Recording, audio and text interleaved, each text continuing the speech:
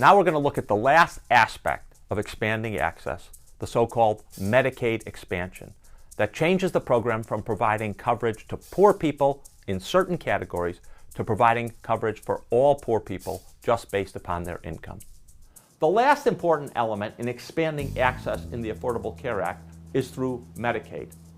Now, when it was passed in 1965, Medicaid was a program for people of low income, but not everyone of low income. You had to actually fit into a special category.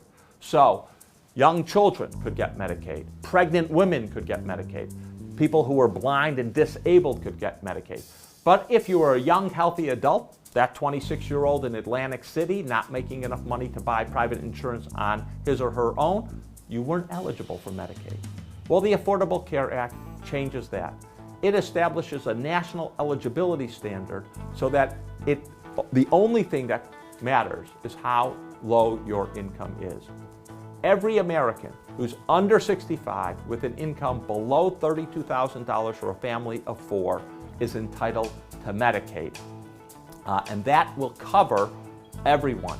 People who don't make enough money, who are under 133% of poverty, go on to Medicaid. People between 133% of poverty and 400% of poverty get coverage through the exchanges.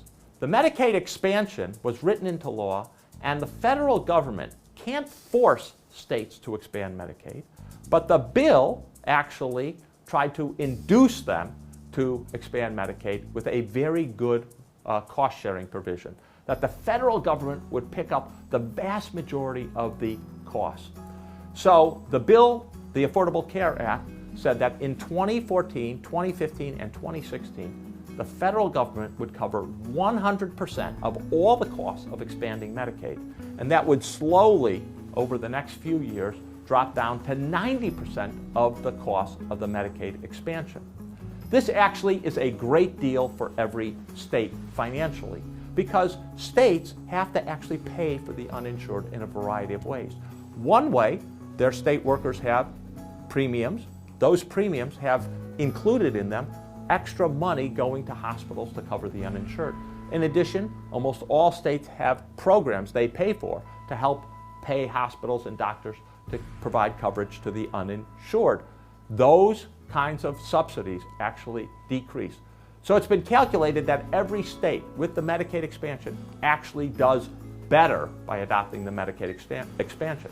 But states sued the federal government, claiming that the Medicaid expansion was unconstitutional because they didn't want to do it.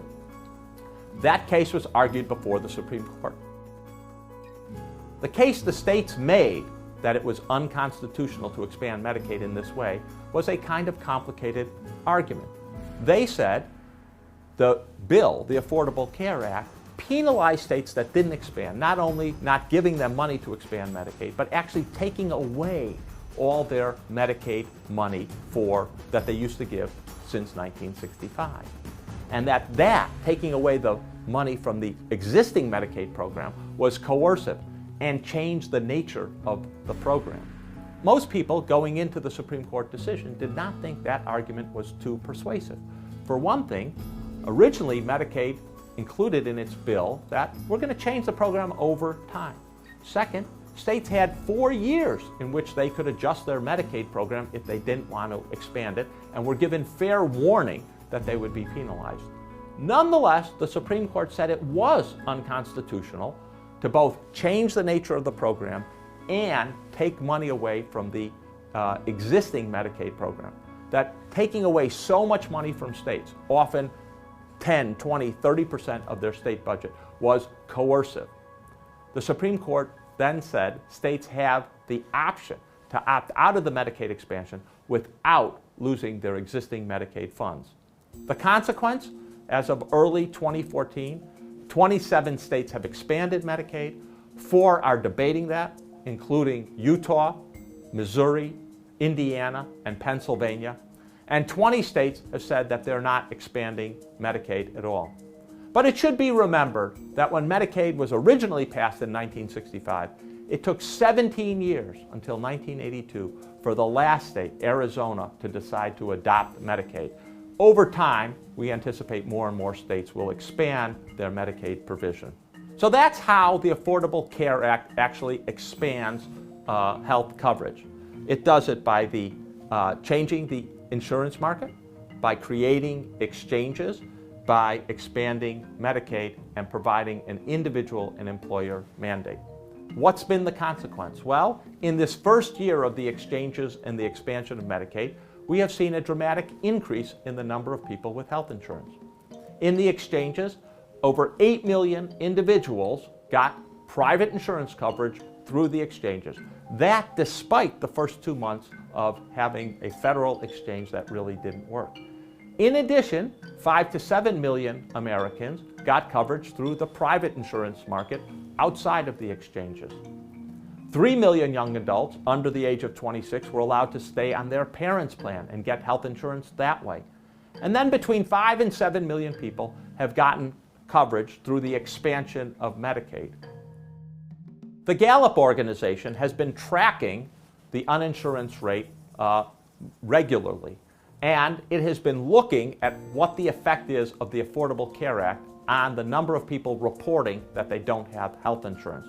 And you can see from this graph, right before the signing of the Affordable Care Act in the winter of 2010, roughly 16.4% of Americans claimed they didn't have health insurance. That actually slightly grew to 18% just before the opening of the exchanges. Since that time, there has been a steady drop in the number of Americans reporting that they don't have health insurance, so that now only 13.4% of Americans claim they don't have health insurance. The estimate is that between 9 and 12 million Americans who didn't have health insurance before the Affordable Care Act now have health coverage due to the Affordable Care Act. That is a big improvement. So the Affordable Care Act, which did want to address the issue of access through these 4 main mechanisms, changing the insurance market so that people could get coverage and young people could stay on their parents' plan, imposing an individual and employer mandate, creating the exchanges and running them so individuals could shop and buy private insurance with subsidies, and expanding Medicaid for low-income individuals has made a big dent in access and gotten millions of Americans coverage. Next, we're going to look at another set of provisions of the Affordable Care Act, those that deal with cost control, and how the Affordable Care Act tries to keep the escalating costs of the American healthcare system under control to keep it affordable for all Americans.